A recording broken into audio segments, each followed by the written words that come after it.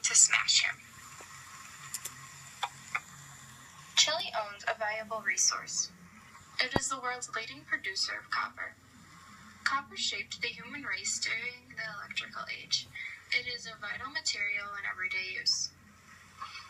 Two of the largest copper businesses during this time are American-owned. This gave America a great influence over this Chilean politics.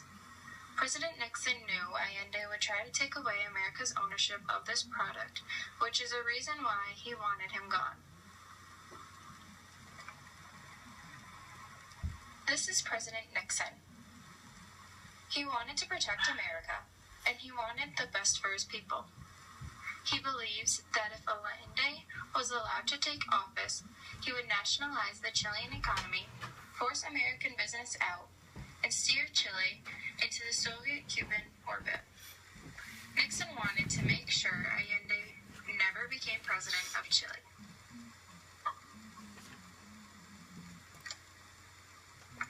In the early 1960s, Eduardo Frei ran for Chilean president.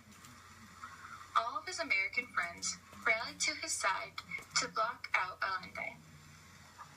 The CIA spent $3 million to make sure Frei would beat Allende in the 1964 elections.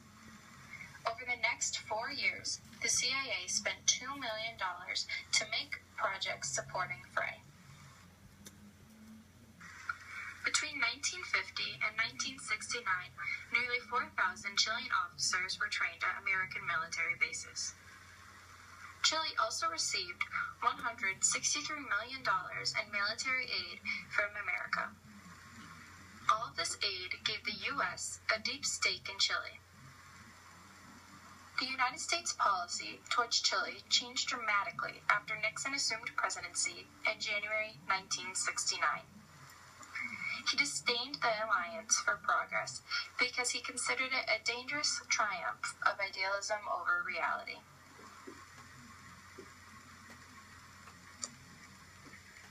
In 1970, Allende ran for president. Keeping him out of power obsessed the American embassy. The CIA developed the spoiling campaign to block him. On March 25th, the spoiling campaign went into action.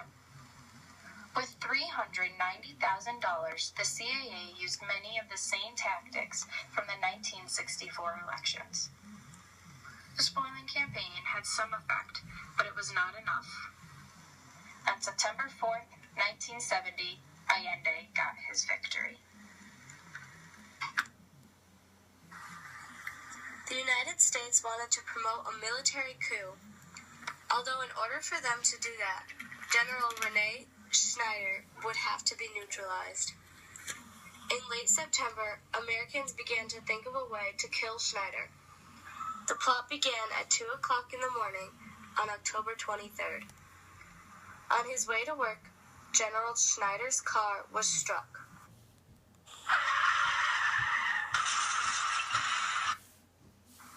Five men then surrounded him and opened fire. He died at the hospital soon after.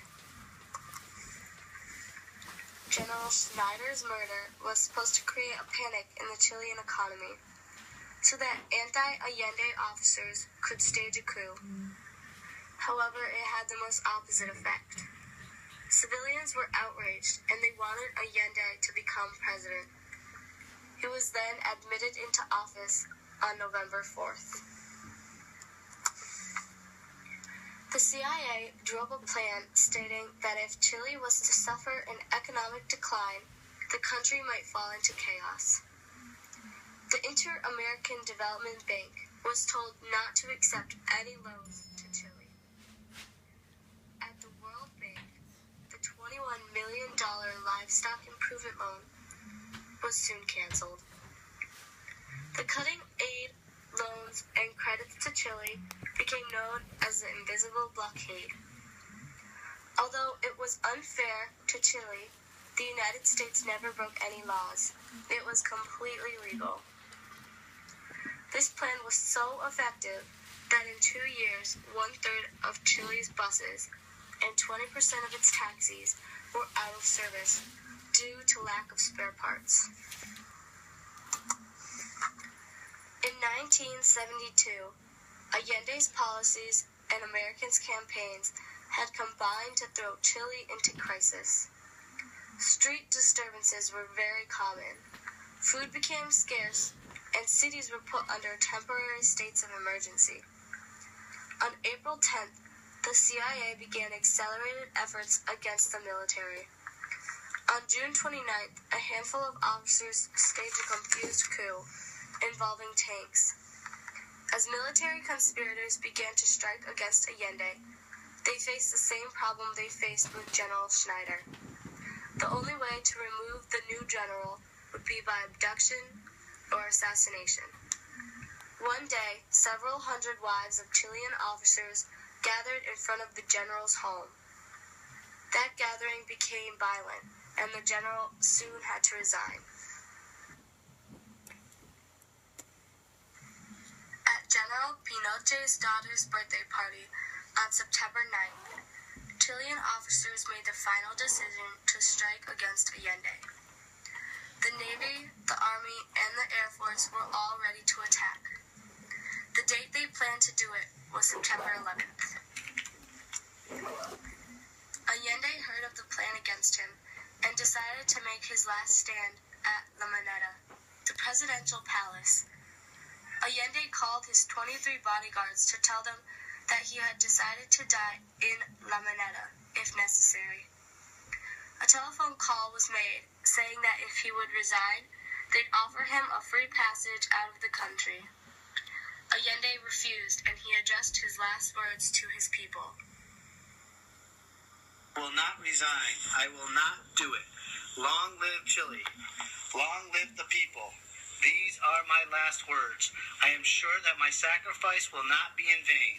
I am sure it will be at least a moral lesson and a rebuke to crime, cowardice, and treason.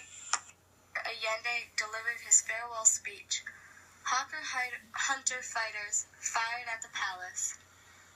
18 rockets hit the old building, which burst into flames, filling the inside with smoke and fumes.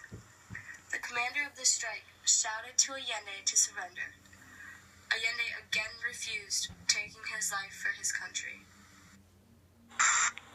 Mission accomplished. Moneda taken. President dead.